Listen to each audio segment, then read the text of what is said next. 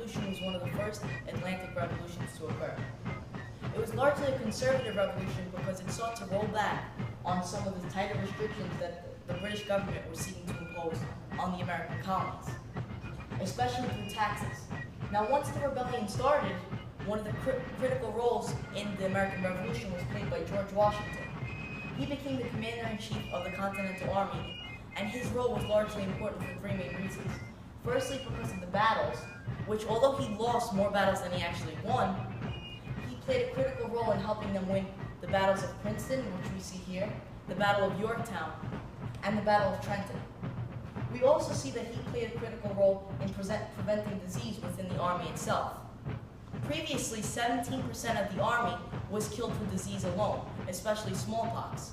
When he demanded that every soldier be given smallpox inoculations, this number dropped down to 1% of the army's deaths being killed by sickness.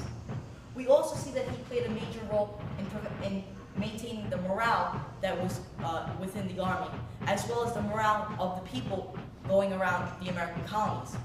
He helped to suppress many anti-war rebellions by actually going to one of these meetings and saying that he was practically going blind, trying to fight for the freedoms of the American Revolution, and he wanted them to show the same patriotic spirit.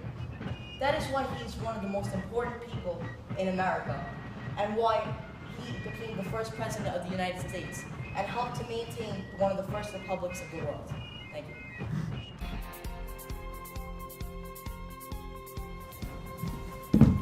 Simón Bolivar was a Venezuelan military and political leader who played a key role in Latin American revolutions. Inspired by the Enlightenment, he began a campaign to liberate his home country of Venezuela, and in 1821 it gained that independence. He then went on to liberate Ecuador, Colombia, Peru, Bolivia, and Guyana from Spanish rule. As these countries, he formed the nation of the Gran Colombia, but unfortunately the Gran Colombia was unable to remain unified and split in 1831.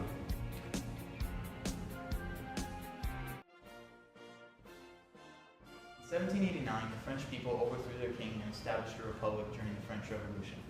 Out of this chaos came Napoleon Bonaparte, who came from obscurity and rose to the revolution to seize control of the government through a military coup, becoming dictator of France. When he was dictator, he spread the revolution through territorial expansion and establishing independent Italian republics in Italy. He also politically reorganized France by making the country more fair and establishing egalitarian laws.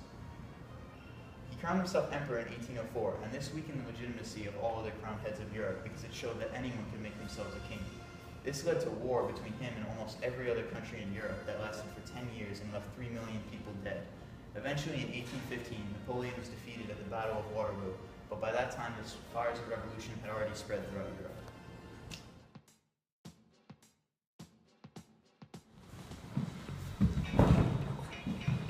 Toussaint Louverture was a key leader of the Haitian Revolution. In 1791, colored people in Haiti, inspired by Enlightenment ideas, began a revolution. Initially, Louverture fought on the side of the Spanish, but in 1794, the French freed the slaves, so he joined the side of the French. As a French commander, he ended the conflict between Spanish and French Haiti, and became the governor of French Haiti. As the governor of French Haiti, he maintained the freedom of the slaves, he weakened British power in Haiti, and he maintained relations with British, French, and the United States.